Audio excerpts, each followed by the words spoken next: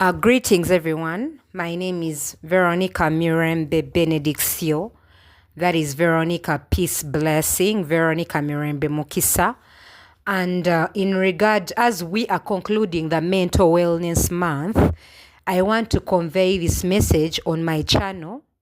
I call Speak the Truth in Love Ministry with Miss Veronica Mirembe Benedictio.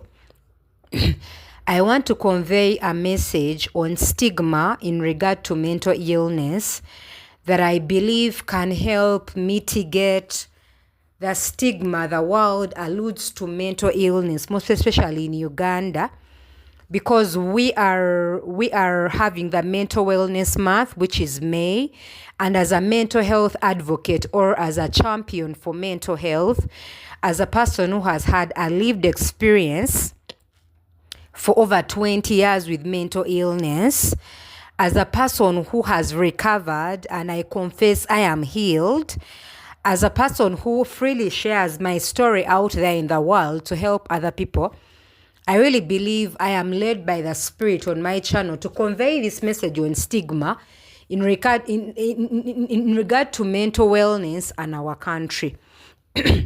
Yes, first of all, we know May is the Mental Wellness Month and lots of activities are going on. And personally, I want to convey this message on my YouTube channel as a mental health advocate in Uganda, as a person who has battled bipolar for over 20 years, and as a person with a lived experience and who believes fighting stigma is something very important if we are going to embark on this journey of mental wellness in Uganda. Kati, I also use Luganda. Amanya gange nze Veronica Mirembe Mukisa. Ndi mukyala Muganda, ndi wano muguno omwezi gw'abalwadde b'obukosefu bw'omutwe, abantu abalina obukosefu ku bwongo. Ekigambo ekyo twagala kiyita baguba ddalu because at the end of the day it creates stigma. Kati oluusi bwe tukozesa language ng'abantu abalina obukosefu ku bwongo, kubanga like bino ebintu bibeerawo ate bituuka ku bantu bangi, nga omuntu akiyiseemu, ng'omuntu ayise mu mbeera eyo, n'enricoveringa n'embeera bulungi nga nkola ebintu eby'enjawulo. Ndi wano mu mwezi guno okukonveyinga obubaka buno eri bannayuganda, eri abantu ebweru eyo, okulekeraawo okuswazaswazanga abantu. Omuzungu kyayita stigma. So on this channel, this is a channel that speaks about different things, but I also do things in regard to mental wellness, and it is why I want to share about stigma. One, we should know, I will convey this message in regard to our country, Uganda. Kuba bino ebintu bibeera mu nsi yaffe abantu tebabitegeera, oluusi abantu ne bamalako abantu emirembe. People are the reason why people kill themselves, abantu ne betta, kubanga oluusi tubeera mu nsi emalako abantu emirembe. And it's the reason I'm here to fight this stigma in regard to mental illness. One, ekigambo stigma kitegeeza ki? Ekigambo stigma kitegeeza okuyisaamu omuntu amaaso, okuswazaswaza omuntu.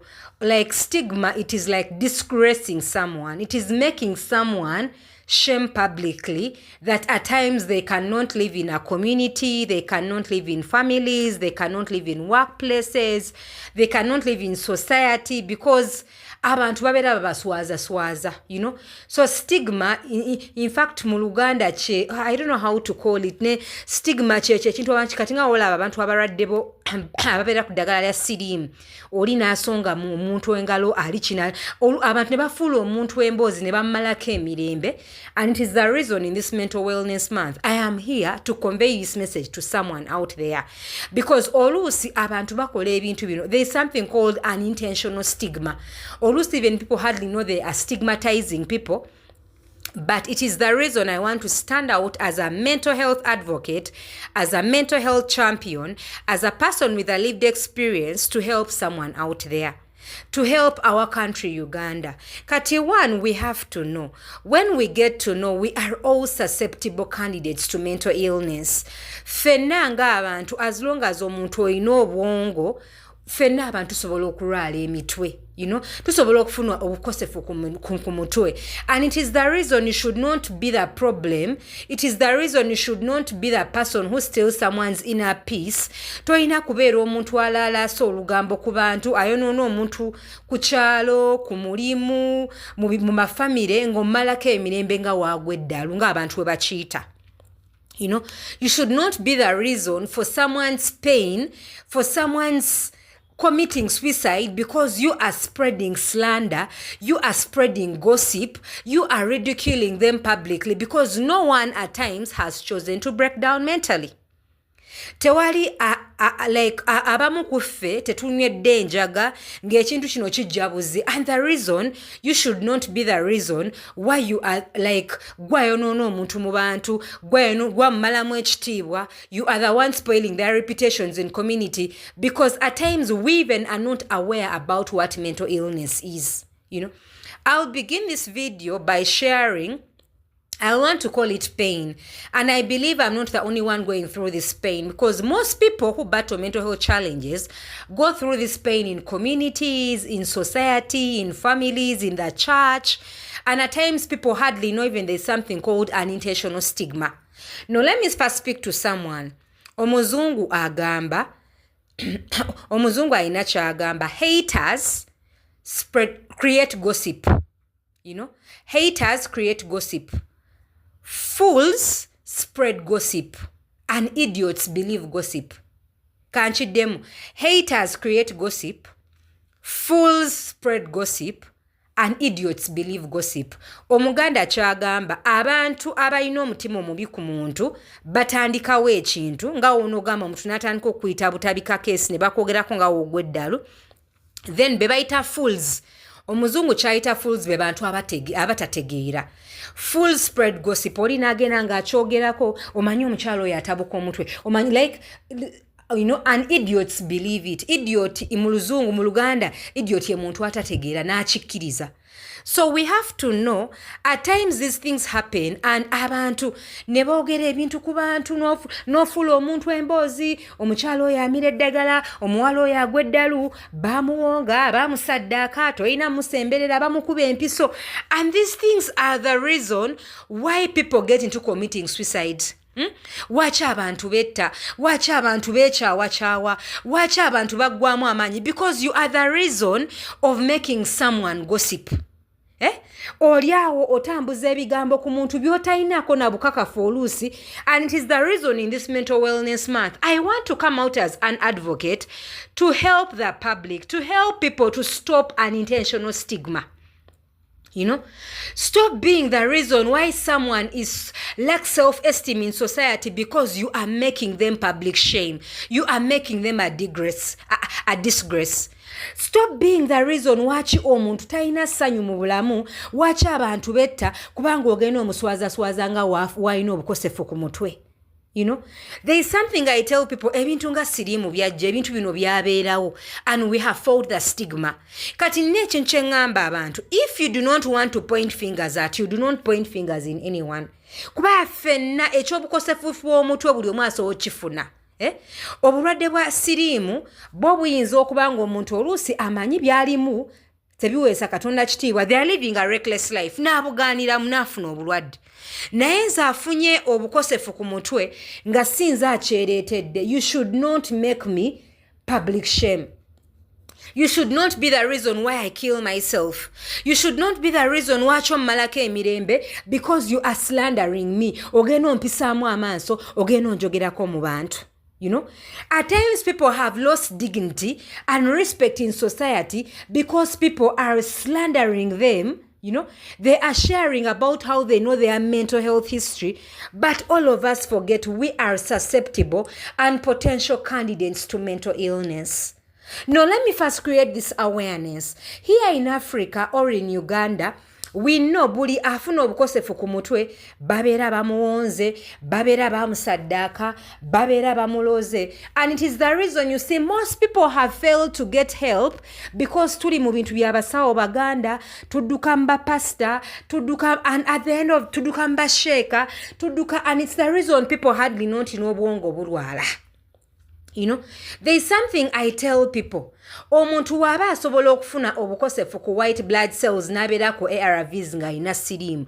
Lwaki alwala omutwe kitegeeza nti baba mulozi ate nga n'obwongo bulwala? No, nina kye nnyonnyola abantu. Omuntu waba asobola okulwala sukaali nga bagambye ensigo ze ndwadde. Omuntu n'alwala pressure ng'omutima mulwadde. Lwaki omuntu wafuna obukosefu ku mutwe lyo libeera ddogo ate nga n'obwongo nakyo kitundu kya ku mubiri nga nakyo kifuna obukosefu ne kirwala? You know, it is the reason I am here to sensitize and create awareness about mental illness. Kubanga abantu abasinga balemereddwa okuwona kubanga bali mu yandoga bali mu yamponga. No, there is something I tell people. I do not refute that witchcraft exists. It is there. But at the end of the day, God has blessed medical doctors, personnel. He has blessed medical people with medicine that can treat the brain. Oba oli akuloze mire eddagala kubanga ne Katonda akozesa abasawo bano okutuyamba nga abantu abafunye obukosefu bw'omutwe. Eddagala no likujjanjaba nga togenze mu basawo baganda, nga togenze kweraguza, nga togenze kumanya ani akuloga. Let me create awareness about mental illness. Each of us can break down mentally. Ffenna tusobola okufuna obukosefu ku bwongo. When we get to know the causes of mental illness, it is the reason you should not stigmatize people. Bwe tumanya ebintu ebireetera abantu okukosebwa ku bwongo oba okuvaako, it is the reason you should not be the reason why you are slandering and gossiping, because ffenna tusobola okuvaako. I have authored a whole book. I gave a name 38 years and a proud Butabika case. Mu katabo kano ngezaako okulaga abantu ebintu by'obukosefu bw'omutwe bireetebwa ebintu bingi. Mental illness can be caused by stress. And I think we are seeing the ongoing stress in the world, in Uganda. Ebintu nga stress bireetera omuntu okufuna obukosefu ku bwongo. Mental illness can be caused by omuntu ng'olina siriimu nga tokimanyi nga toli ku ddagala n'otabuka obwongo n'ovaako. Kati mulimu abantu abamu ng'aba yafuna HIV naye nga tali ku ddagala n'afuna obukosefu ku bwongo.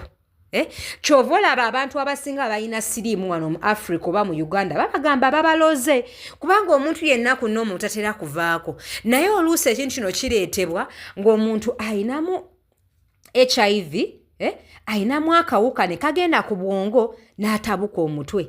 Kati nekyo tulina okukimanya. Kyova olaba abantu abasinga abatuuka e Butabika basooka ku checkinga HIV and syphilis to rule out kyekikutabudde obwongo.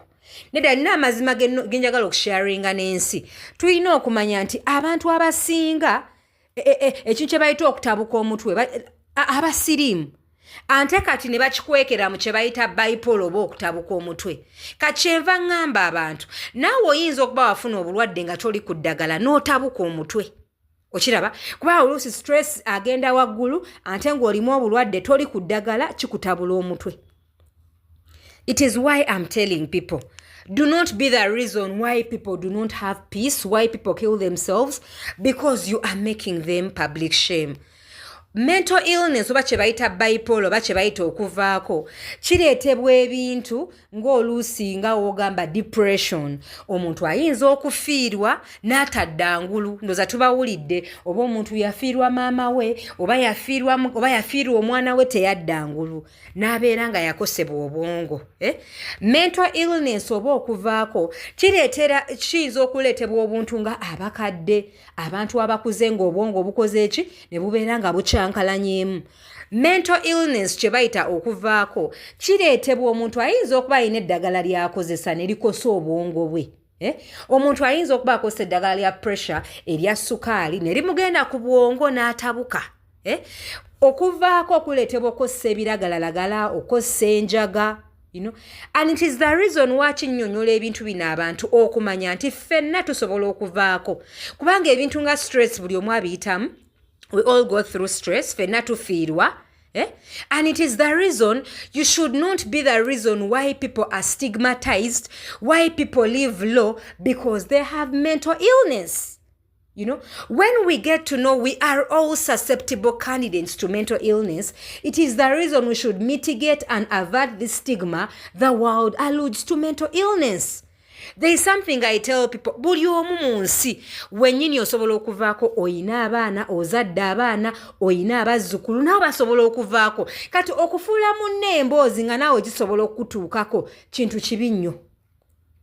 You know, okusonga engalo mu muntu alina obukosefu ku mutwe nga kintu buli omu kiyinza omutuukako ng'omwana w'emmotoka bayinza okugamba omwana w'emmotoka emukubidde wali n'ogenda ku luguudo n'otandika okweyambula. Nga bayinza okubikira oba maama waafudde ne zivaako n'otambula nga weeyambudde. It is the reason, it should not be the reason for someone's pain and unhappiness because you are stigmatizing them nga muyita abantu abalalu nga muyita abantu bazzolo. No, I'm telling people, be very careful. We all have children, we all have parents, we all have grandchildren. So as you point the finger, as you make people public disgrace, just know that finger is also in your what? In your face. Because we are all susceptible to mental illness. You can hear sad news and never recover. And the reason I'm telling people out there, stop that unintentional stigma.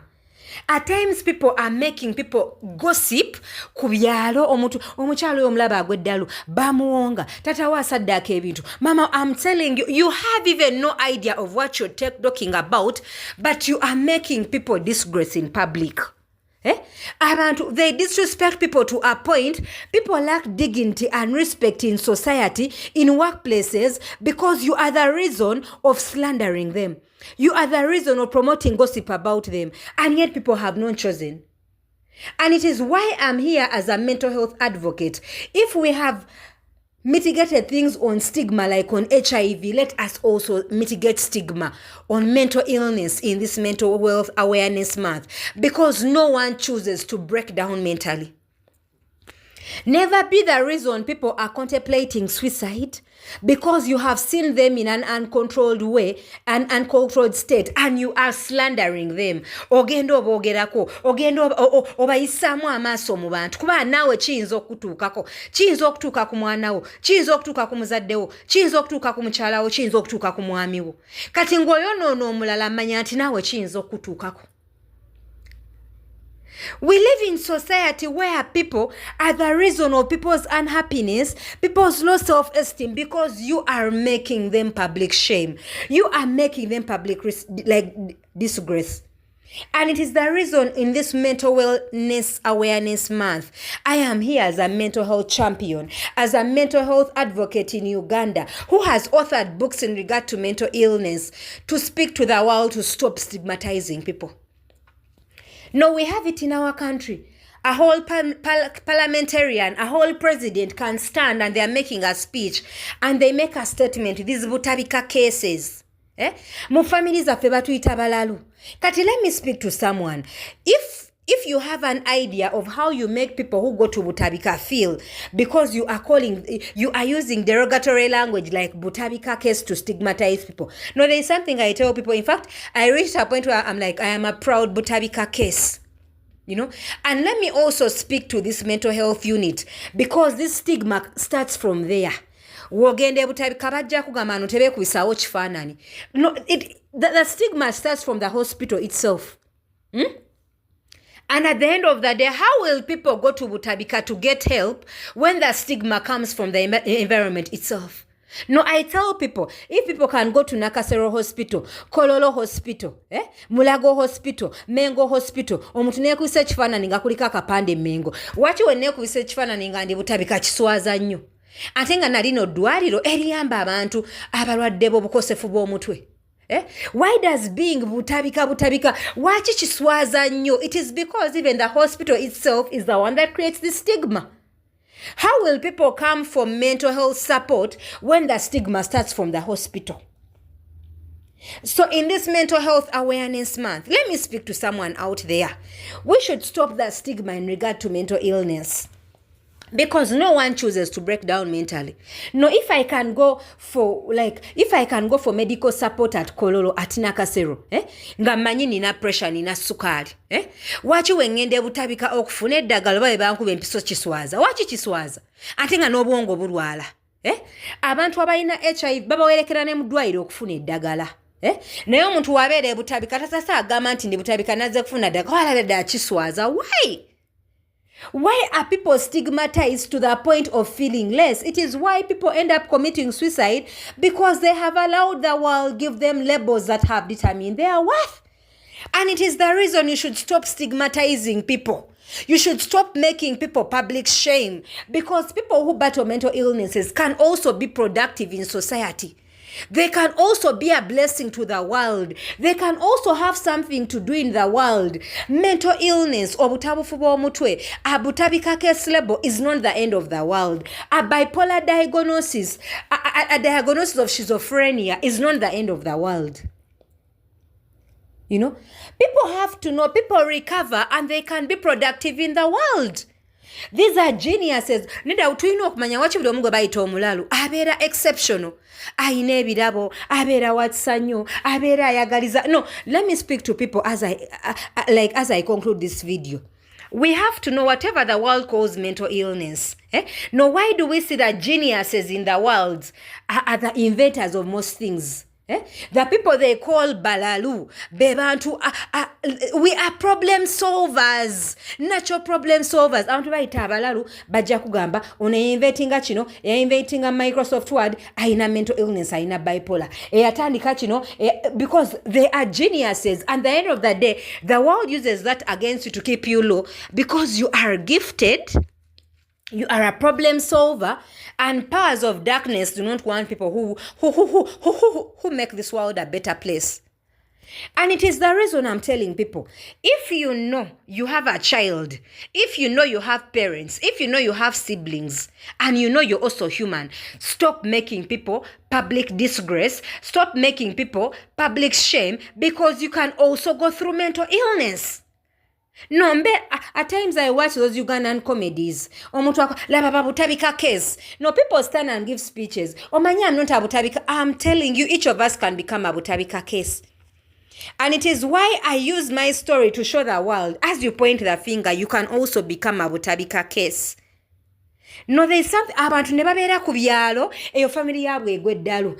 Ne mufuukira abantu obuzibu like as if go tosobola kugwa ddalu.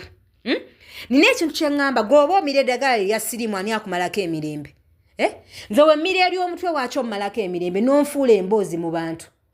Woba omira eddagala erya pressure erya cancer ani akumalako emirembe. Nze wemmira eryange eri omutwe waaki kiba kiswaza. And it is why I'm telling people, stop allowing people to make you disgrace. Buli omu ayina ebizibu bye. I tell people, it is just because mental illness manifests and the world sees you.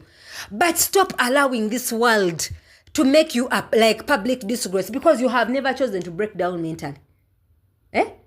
Stop allowing people be the source of their words and opinions to steal your peace of mind. No, there is something I tell people. In fact, I have shared it in this book.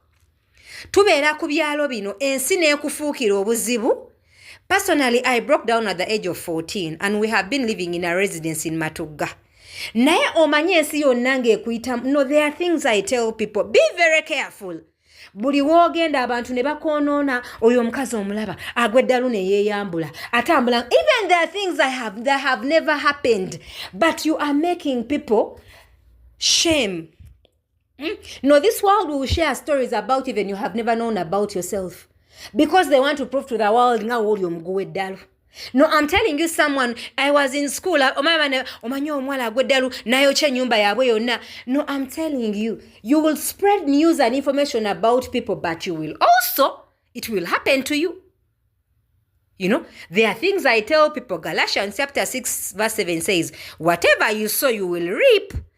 You are the reason of calling people balalu. Nawe kijja kutuukako naye bakuyitwa ambalabe bangi bibatuuseeko. Nedda ngenda Butabika okuzzaamu abantu amaanyi. Nsanga abaana be nasoma nabo mu masomero abanfuulanga emboozi nga bali awo balina abaana baabwe nabo bagwe ddalu. Owulira? Nze nina experiences ne testimonies nnyingi ku bantu bangi bendabye bekituukako. Ku kyalo kw'embeera kuliko omukyala eyali yafuuka ganglido okunfuulanga emboozi. Muwala we naye n'afiirwa omwami. Nedda bino bye mbagamba tewali akyuzinga kufiirwa muntu. Muwala we afiirwa omwami stress ne zimuyitako naye n'afuuka Butabika case ensi n'emulaba. You know, there was a time, I don't know how many international contracts I have done, and you do these contracts and they will come and tell you we are terminating the contract because we have heard you've been to Butabika. I'm telling you, I do not know how many HRs I have found in Butabika. Waliwo gwe nasanga mu private wing ng'ayambadde uniform ng'ali mu depression naye ng'ekyamutwalayo by'emitwe ebyabeerawo ebya DNA nga bakebera abaana. Yagenda okuzuula nti abaana bana ku baana bataano bana si babe, n'atabuka omutwe n'agenda mu depression n'afuuka Butabika case ne bamuteeka e Butabika. Kati, I tell even these policy makers, as you make these policies, just know you're also human. Now, also look for Butabika case. As you make these policies of making people disgrace, terminating a contract zabantu, you chase people from just because you know their mental health history. No, you are also a human being and you can run mad. You know? No, there are things I tell people, be very careful as you point the finger. We make policies in our country and you're making, you know, because someone has battled a mental health disorder, you terminate their contract. You're also human. It can happen to you. So as you point the finger, just make sure you are human. Ngenda nengamba abantu emmotoka eyinza okubiraawo omwana wo n'afuuka omulema naye nga gwe abadde anfuula emboozi nga wenkoze eki nga wendi Butabika case. Nedda bino bantu byengamba abantu, no one ever chooses to get lame. No one ever chooses to have a physical disability. Kiringa wosekerera omulema n'omuyisa nti mulema ne mufukira abantu abazimu nti balema. Waliwo atasobola kufuna accident n'afuuka mulema. Kati mulimu ebintu ebimu oba olina obwongo. Let us learn truths about mental illness. Nga gwe motoka nawe sokubiraawo omwana wo naye n'afuuka omulema. No, there are things God has showed me in this world. You live in a society n'osanga omukyala nga naye yazaala omwana ali autistic. Naye ng'ensi emubeerako laba wayina kizonto. Naye nga nange wanfuulanga emboozi. Oli n'omulaba ayina bebi we, emmotoka n'emutomera naye ne bamufuula emboozi laba omulema. N'owulira bannange abaana bansekerera ku ssomero nti ndi mulema. Naye nga muzaddewo ye yanfuulanga emboozi nti nki ndi Butabika case ndi mulalu. So I tell people in this journey of life, we should be very careful as we slander, as we stigmatize people, because we are all human and we can all get problems. There is this pastor who used to make me public shame in church. No, I'm telling you, whenever I would go to this place, I'm telling you, this pastor got a daughter who went through mental illness. Pastor nebimusobera ne sala ne zigana. Naye nkugamba omwana yawonera Butabika. Yajja ne mu church naawe obujulizi nga we yawonera e Butabika. Kati I'm telling you, if you know we are all humans, stop stigmatizing and making people low and making people public shame, because no one has chosen to break down mentally. Thank you very much for listening to me. This is Veronica Mirembe Benedictio, and these are my remarks on in regard to the Mental Wellness Awareness Month. God bless you, and may someone have something to learn. Let us stop the stigma, because we are all susceptible to mental illness. Mwebale nnyo okumpuliza, Mukama abawa omukisa. Veronica Mirembe Benedictio, mental health advocate, author of 38 years in Butabika, of 38 years and a proud Butabika case, author of 22 years in a mental asylum, 18 years in Butabika, and still beautiful by God's grace. Thank you very much. An author of Hope Amidst Bipolar. Thank you very much, and God richly bless you. This is a Speak the Truth in Love channel with Veronica Mirembe Benedictio, where I share truths about different things. God bless you.